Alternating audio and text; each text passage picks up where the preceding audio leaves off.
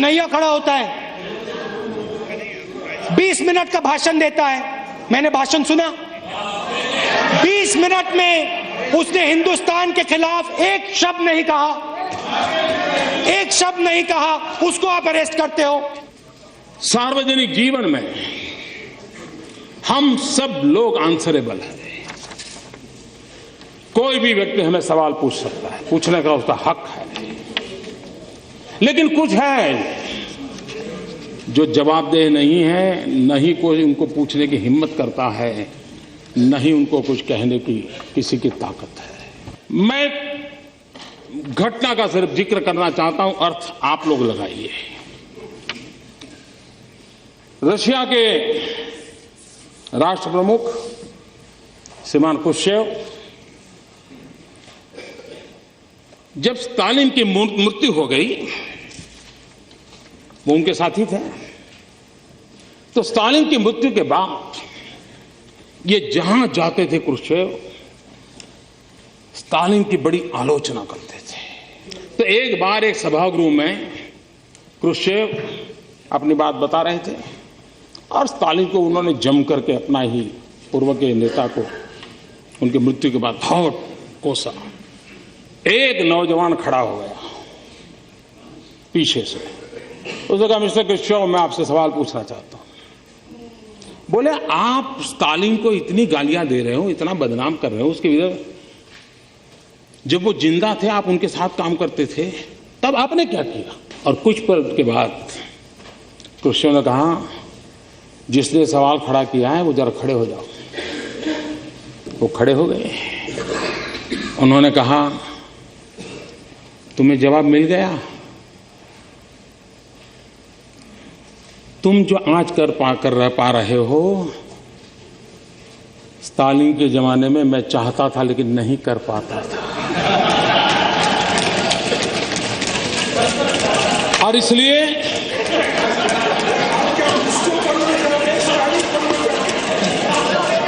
इसको समझने में देर लगेगी, लेकिन इसमें कोई बादाम काम नहीं आएगी। आपको तो शायद थोड़ा समझ आ जाएगा, औरों के लिए मैं नहीं कह सकता। आप जेएनयू और रोहित वेमुला के पीछे क्यों पड़े हैं, मैं आपको बताना चाहता हूं। क्योंकि वो गरीब है, क्योंकि वो कमजोर है, क्योंकि वो दलित है, क्योंकि वो आदिवासी है। और आप चाहते हो कि हिंदुस्तान में गरीब वर्ग, आदिवासी वर्ग आगे ना बढ़े, पीछे का पीछा रहे। ये बात सही है कि आप बड़े सीना तान करके कह सकते हो कि मोदी जी, चुनाव में भाषण करना अलग चीज है। तुम कहते हो गरीबी हटाओगे, लेकिन तुम्हें मालूम नहीं हम कौन है। अरे हमने गरीबी की जड़ें इतनी जमा दी है, इतनी जमा दी है। मोदी, तुम उखड़ जाओगे लेकिन इसे उखाड़ नहीं पाओगे। इस बात का कोई इनकार नहीं करेगा कि इस देश के 60 साल के कार्यकाल में अगर हम गरीबों का भला कर पाए होते तो आज मेरे देश के गरीबों को मिट्टी उठाने के लिए, गड्ढा खोदने के लिए मजबूर नहीं होना पड़ा। He told the Congress president that he had solved the Nagaland problem. And the most important question, where has this accord gone now? Yeah. Bangladesh सीमा का विवाद सुलझा। आप कह सकते हैं, देखो, हमने अगर हमारे कार्यकाल में कर दिया होता तो मोदी, तुम्हारा अचीवमेंट कहां होता है? ये तो तुम्हारे लिए हमने छोड़ के गए थे, आप ही की तो देन है। मेक इन इंडिया का बब्बर शेर तैयार किया, काले रंग का बब्बर शेर, उसके अंदर देखो तो घड़ी जैसा चलता है वो। जहां देखो, इंटरनेट में देखो बब्बर शेर, टीवी में देखो बब्बर शेर, मोदी जी का भाषण सुनो बब्बर शेर, स्टेज जल जाता है बब्बर शेर।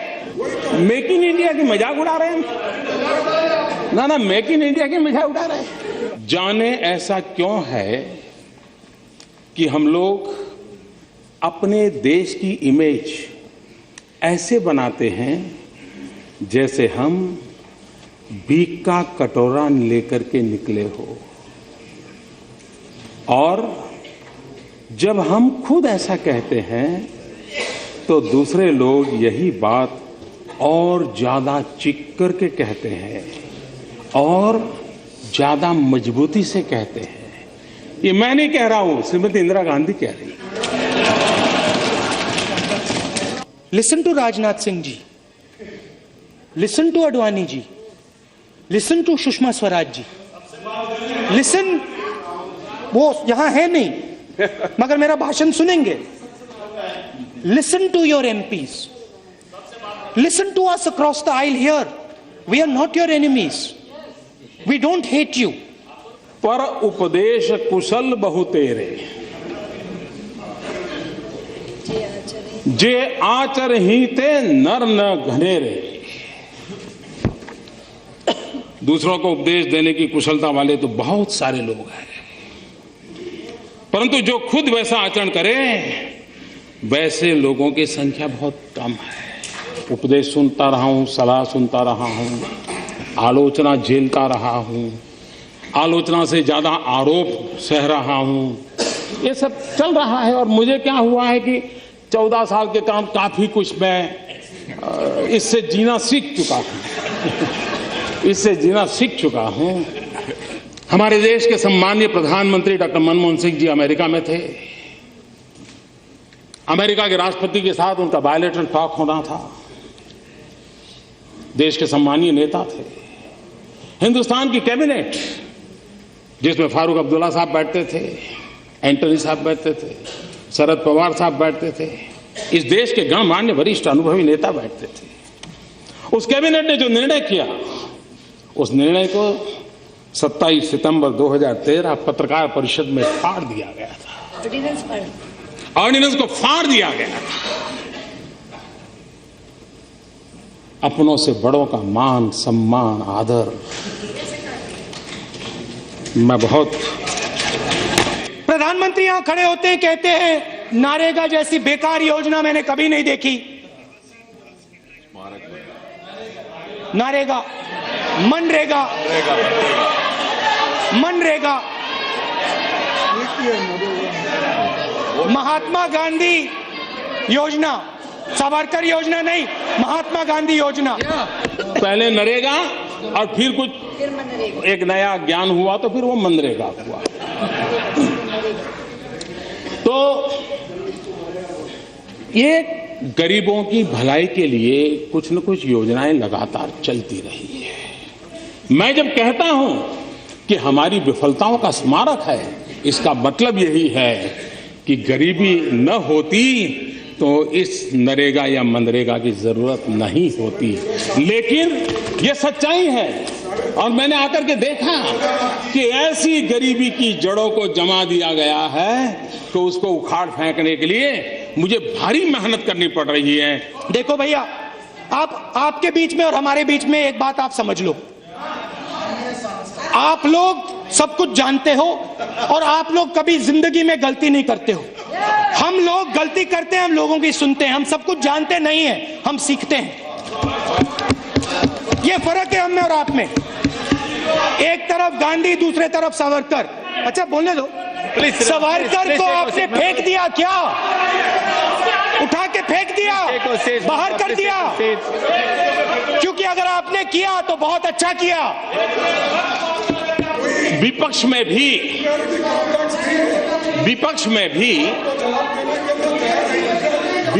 भी ऐसे होनहार सांसद है, ऐसे तेजस्वी सांसद है, और मैं मानता हूं उनको सुनना, उनके विचार अपने आप में एक बहुत बड़ी एसेट है।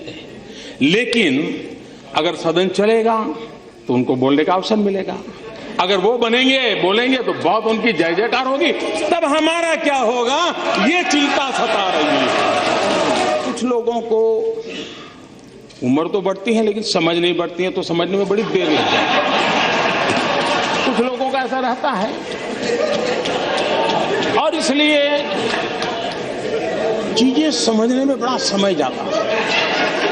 कुछ लोग तो समय बीतने के बाद भी चीजें समझ नहीं पाते। जैसे ही कोई खास काम आगे बढ़ता है 100 कारण बताए जाने लगते हैं कि ये काम क्यों नहीं करना चाहिए। मुझे लगता है कि एक मजबूत और ऊंची दीवार ने हम सबको चारों तरफ से घेर के रखा है। कितनी सटीक बात है। ये 1968 में इंदिरा गांधी ने कही थी। मोदी जी की फेयर एंड लवली योजना आई है। बोलने दो भाई, बोलने दो। मोदी जी की फेयर एंड लवली योजना आई है। काले पैसे को आप गोरा कर सकते हो।